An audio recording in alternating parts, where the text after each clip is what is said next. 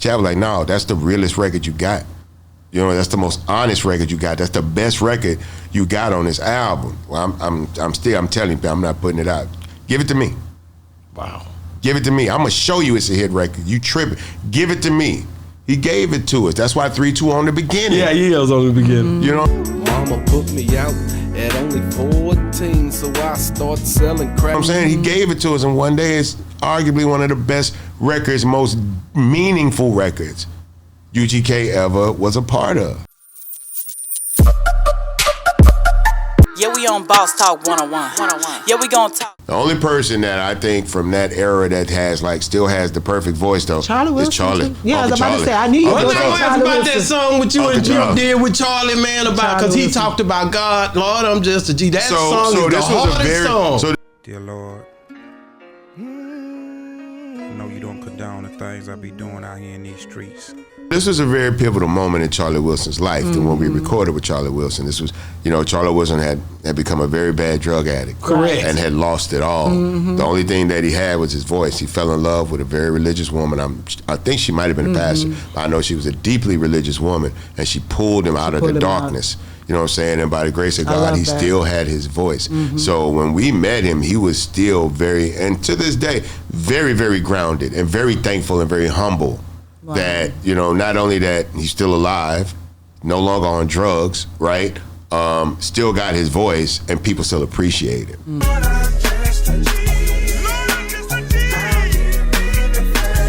And, which is really a precursor at that time for where I'm at now. You know what I'm saying? Wow. I'm blessed that I still have my voice. I ain't fucked up my voice. No, your voice dope. I was born in the ghetto, man. I was raised in the hood, and unless you live it yourself, it just can't be understood. People think all of that shit, you know what I'm saying? I can actually still write in my mind at a pretty high level. You know what I'm saying? I just did this song with Benny the Butcher, and that boy's rapping his ass off on that motherfucker. Cool. And then I went in there and I say, yeah, I can rap my ass off too. So it's gonna be a fool, and we sending it over to somebody that could really, really rap his ass off. So I can hang with the best of them still in my mind. That verse though, when Pimp speaking on the old Lord, when he talking at the first, man, it's profound. It's speaking to something, bro. I pray that you can overlook the wrong that I done in my life. That's where he was, man. Pimp had a very, very deep belief in what he believed God had for him.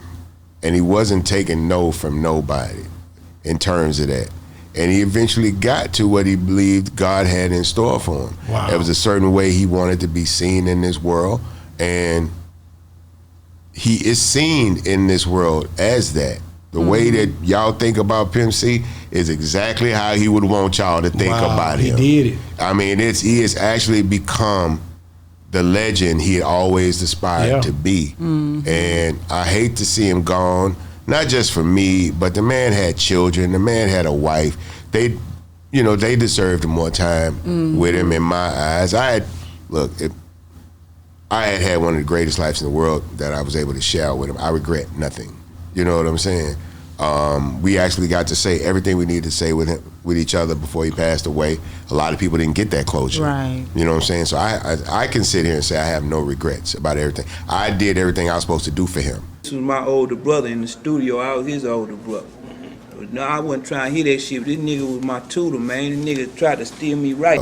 But before he passed, we got back on the same page. Because when he came home, life was real different for Pimp. Pimp was really, really loved and wanted, and everybody wanted time with him. So he was getting pulled by so many people with so much money and all these different things that didn't include me. And I'm like, that's fine. If that's what you want to do, go do it. But it's not what you think it is, because I did it, and it's not easy, and it took me years. But he has to go through it sometimes. Yeah, it took me 2 years.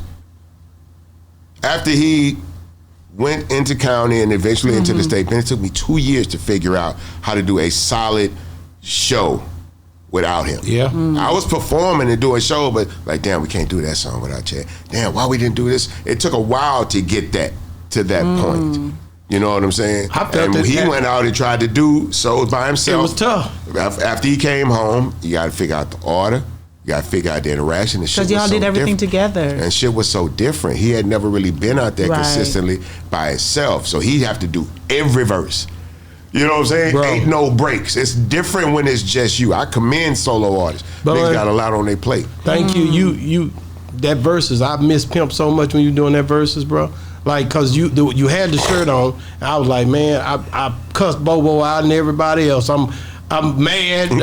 It's just personal to me. You know what I mean? Like everything about it. It's supposed to be here. I don't like he wasn't this. mad I'm about upset that. cause I'm missing him. I know what it is.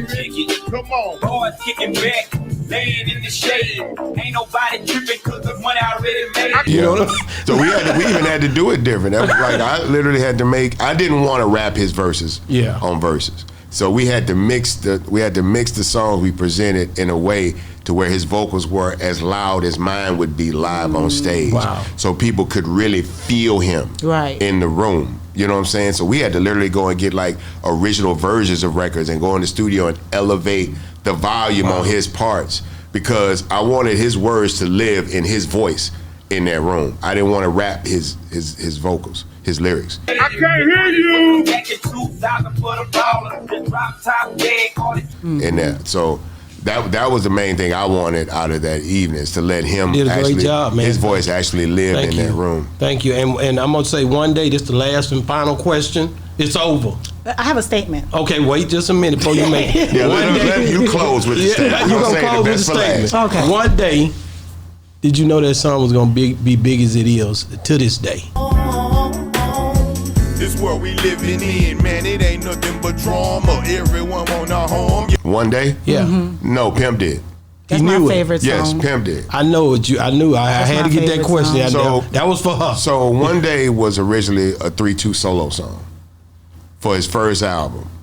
He comes over and he sits with us and brings us his album. He plays the whole album. One Day is the last song on the album. And after he played the album, he said, he said, so that's it, but the last song, it's not gonna be on the album. It's too slow, it's too sad. And Chad looked at him like he was crazy, like, what are you talking about? That's the best record on your album.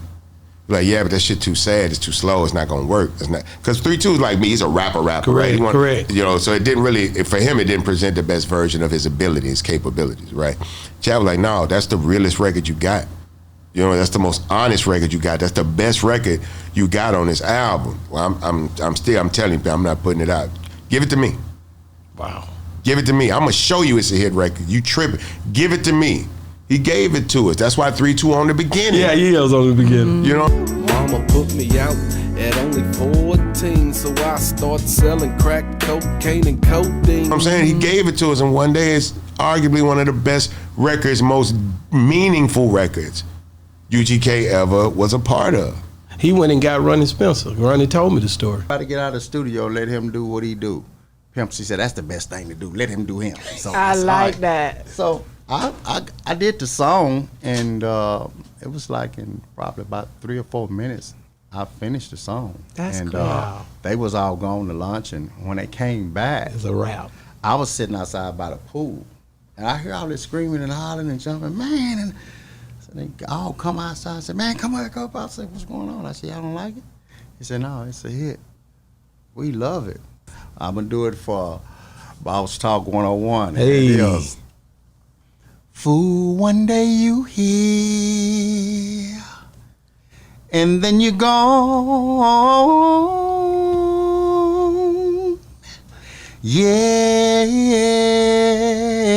Yeah.